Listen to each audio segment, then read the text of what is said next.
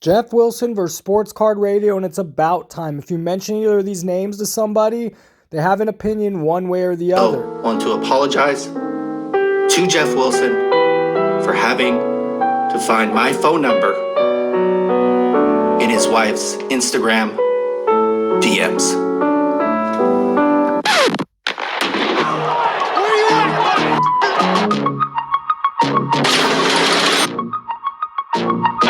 I'm here to kill and be killed. We are at a point right now where Sportscard Radio has one of the biggest live shows when it comes to sports card shows on YouTube. It could be argued these aren't huge numbers, but for the sports card niche, these are good numbers for a live show. On the flip side, Geoff Wilson is everywhere, nonstop, the Energizer Bunny. He has his own podcast, a different channel. He has a sports card from Topps Baseball, which is awesome. And most recently, he just opened a $3 million card shop in Atlanta, Georgia, called Cards HQ. And if you watch sports card content, you can't get away from it this week because it seems like every other influencer and their mom is talking about this card shop. Before we can get to the war between these two parties, we need to set the scene. Give me just a few minutes and then... Stewart and LeBron. Stewart is hot. My name is Geoff Wilson. By day, I invest in tech companies. And at night, I invest in sports cards. Join me on my journey to profit from the hobby we all love. Hello, sports card investors, and welcome to another episode. 12 days of Christmas. And every morning, we're going to open up a mystery box here on Sports Card Investor and auction the best card we pull to charity. Geoff Wilson in his first couple years was having some general success building a channel featuring sports cards. Well, he also had some big losses. When I first discovered Geoff Wilson, that was around the COVID time, 2020, 2021. He was pushing and heavy into Lonzo Ball, and Lonzo Ball hasn't played since he was buying all those cards. So he started over. I'm sure he got rid of all the Lonzo Ball cards. He came up with new formulas for YouTube videos. And now he's sitting at over 300,000 subscribers when he only had 60,000 just a couple years ago. That's a huge jump. Now, some of these new formulas are these $100,000 buyouts or big numbers in his titles and big deals and also trades, big trades. Chris just walked up to me with some crazy cards and he said he might be interested in trading. All of these are pretty special, right? I mean, you've got the incredible Connor McDavid, Wayne Gretzky on-card autos, two of the all-time greatest hockey players, Ovechkin, who's chasing that record, a high-grade 56 Topps Mickey Mantle I have the most interest in. All right, so I'm looking this up in Market Movers. No recent sales data in the PSA 8. PSA 6 sold just the other day for $3,500. You said, what did you say the last sale you found on this? 16.6. 16.6? Yeah, I'm most interested in that at this point. I'm more nervous about this one. So you're fine at these two for this? Yeah, I would do that. I would do that trade straight up. You want to do it? Yep. Awesome. Great trade, Jeff. Yeah, there you go. That's a great trade. Now, here's what I'm thinking. I'm thinking that Geoff Wilson is a great promoter. That's what I see Geoff Wilson as. I don't go to Geoff Wilson to look at his card takes. Or really, I just don't go to Geoff Wilson for card knowledge. But man, his stuff sometimes is entertaining, it's polished, it's well done.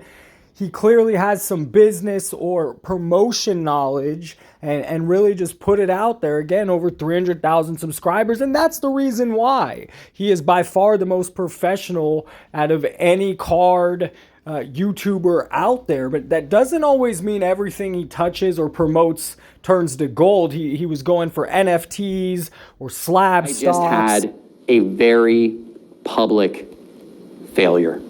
Comment below, what do you think? Is Sportscard HQ going to be a hit, kind of like his YouTube channel, or a fail like his NFT promotion? 1,500 boxes and 5,000 cards. That's how much we sold at Cards HQ in our first 5 days of operation.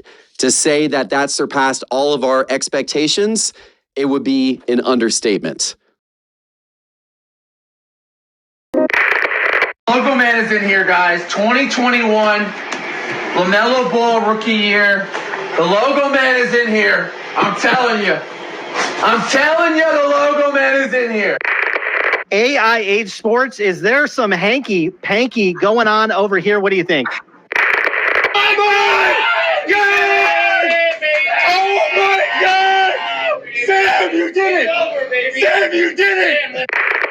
It appears, in my opinion, there's some hanky-panky going on. Sportscard Radio has made a living, or at least a YouTube channel, off of reporting the hanky-panky. I discovered them in 2020 when they started making YouTube videos more consistently, but they had been making podcasts and content far before that. Hey, you're dropping F-bombs, bro. You gotta stop. You gotta chill out. Don't tell me to fucking do shit. You wanted to come on here.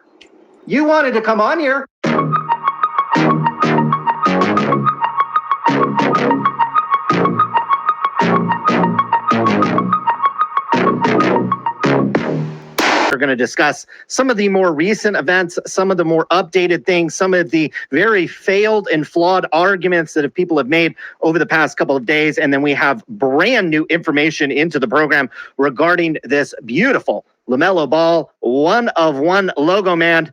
Guess what, folks? We know the source of that case, and you're not going to believe where it came from.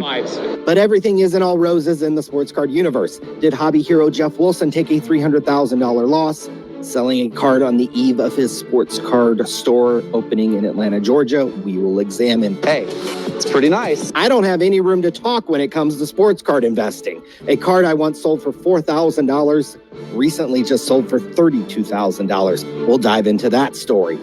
Did hobby Golden Boy card collector 2 lie on Instagram? There appears to be visual evidence that he did.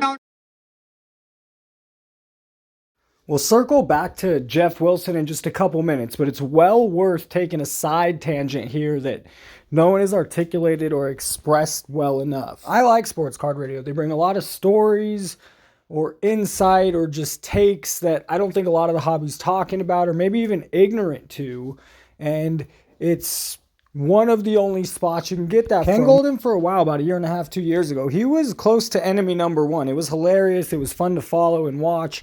And then, well, it changed. Suddenly it was complete opposite, a flip, rare. This is my friggin' house. Kenny Goldin, that's right. 4 things about Ken Goldin. We are hearing that everybody around this guy has to sign an NDA. I mean, there's like 8 lawyers surrounding Kenny at all times. Okay. Consigners who take down an item have to sign an NDA. Well, current and former employees are all NDA'd up. Jack off. But what we've heard from current and former employees willing to kind of break that NDA a little bit is Ken Goldin actually doesn't run the day-to-day options over at Goldin, and he actually may only own like a really small piece of this company, according to a couple people we've talked to.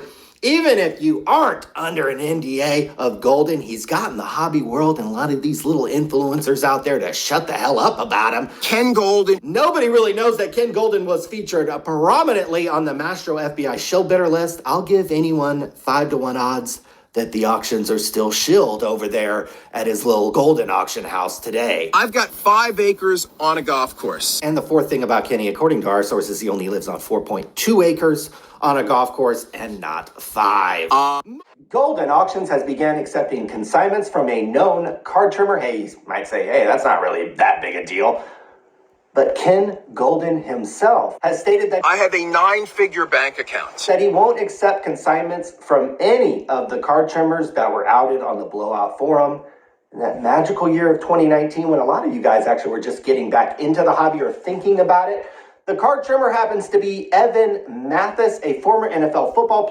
Now, it was kind of odd because just 6 months after all these videos, Ken Goldin appeared on a live stream with Sportscard Radio as if they were best friends, and Sportscard Radio has basically been using Ken Goldin's site to buy cards on every live stream since. It's just kind of fishy and odd. As we jump into the video, look at the smiles and eyes of these guys, and chat kind of goes It was fun. It was a different scene, as you would imagine, right? It is about hockey, all about hockey, and that's not the U.S. market. But you learn a lot, and you connect. Hey, Candace. What's going on, Ken? How you doing, Candace? Nice to officially Special guest. meet you. Yeah. I had to join. I heard you were going to be on tonight. Yes. I've got a little TV show dropping on Netflix in about 8 hours. This is how I imagine the phone conversation going. Ken Goldin tells Sportscard Radio he has a big Netflix show coming up, good for the hobby, and this bad publicity or all this negative slander towards him, I guess slander is always negative, well, it's just not doing anybody any good. He has Ken Goldin, he has Goldin Auctions where, you know, hey, you put my Goldin Auctions in your YouTube videos that get quite a bit of views, and I'll give you some money to spend on the site. It's a win-win. And, well, that's just what I think happened. On Kenny Goldin's website. Okay. You are exactly right. The only thing that I'm freaking disappointed about is that we didn't buy more on freaking Kenny Goldin's site. Jack off. To get him up to 5 official acres. Because remember, guys, he's only at 4.2. 5. Jack off. And the only thing that I want the viewers of Sportscard Radio to understand, the ones that haven't called our 1-800-SELLOUT hotline yet. Board 8. The one thing I want them to understand is the type of business we're trying to build at the scale that we need to build it. 9-figure. It is absolutely freaking impossible that we would not use the number one grader. Where else would we trust to store potentially tens of thousands of dollars of cards? Star stock. Because Lord knows I wouldn't want all those pictures of men stored in my freaking house, guys. Friggin' house. Also want to apologize to Geoff Wilson for having to find my phone number in his wife's Instagram DMs.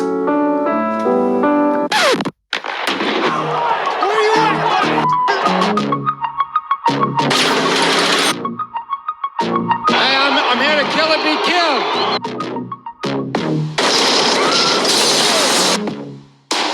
Hey, Stockton, California. This little.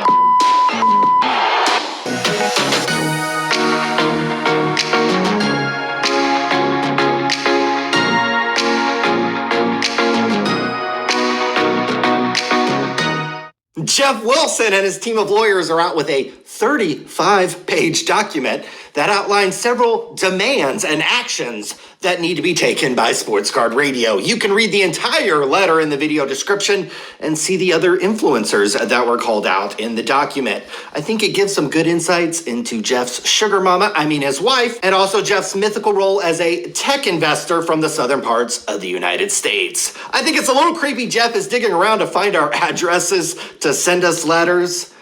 But that's the hobby world we live in, guys. That's not content. People like Ken Goldin, Geoff Wilson, and many others will use scare tactics and bullying to try to silence any dissenting opinion about them. It's a trick as old as time. If you question their role in the sports card world or bruise their massive ego, Jack-offs at Sportscard Radio is one. they'll try and silence you with legal letters and demands that to us are about the equivalent of a prince in Nigeria asking for our bank account information. I have a 9-figure bank account. For 99.9999% of the hobby, these scare tactics do actually work. It's why you see such soft coverage on many of the hobby elite. Many in the hobby look up to people like Ken Goldin and Geoff Wilson and aspire to be like them.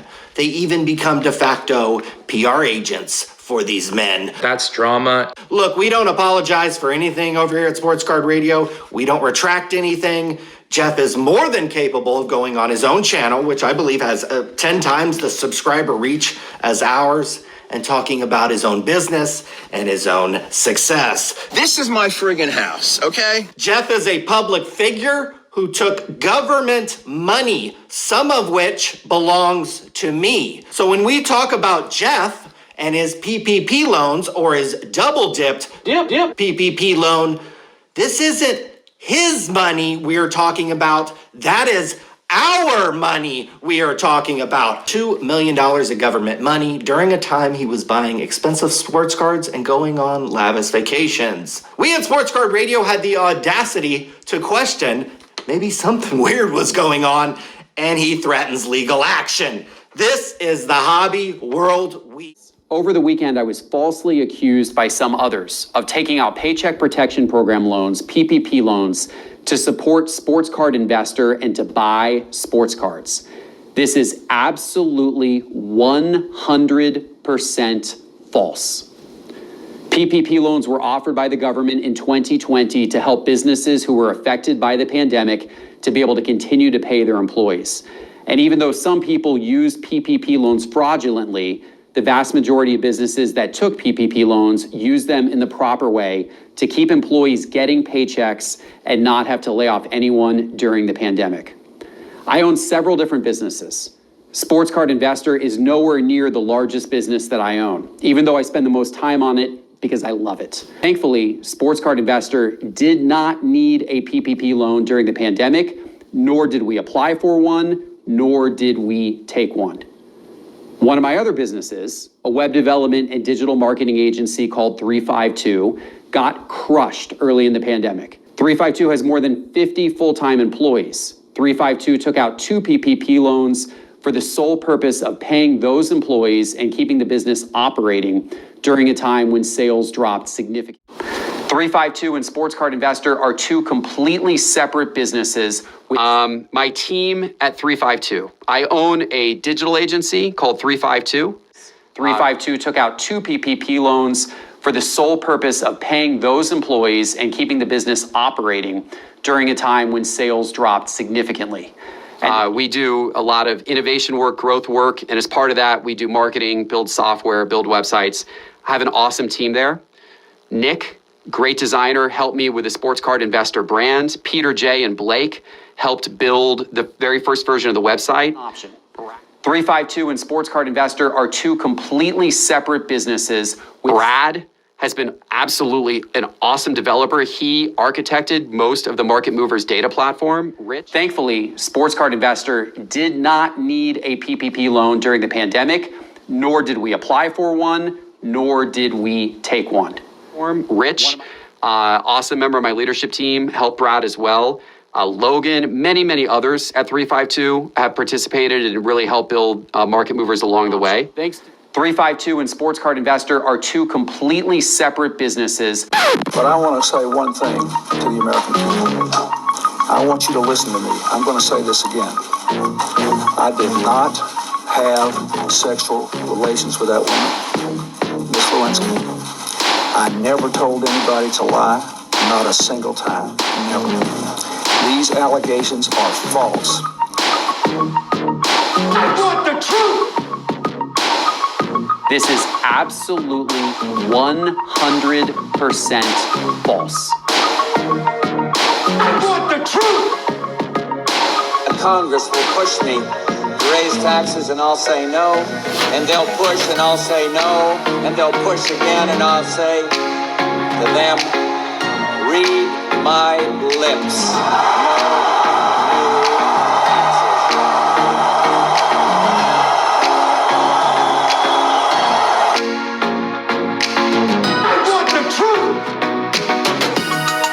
Others are intentionally perpetuating lies about me for the purpose of getting views and gaining notoriety, I am here to set the record straight.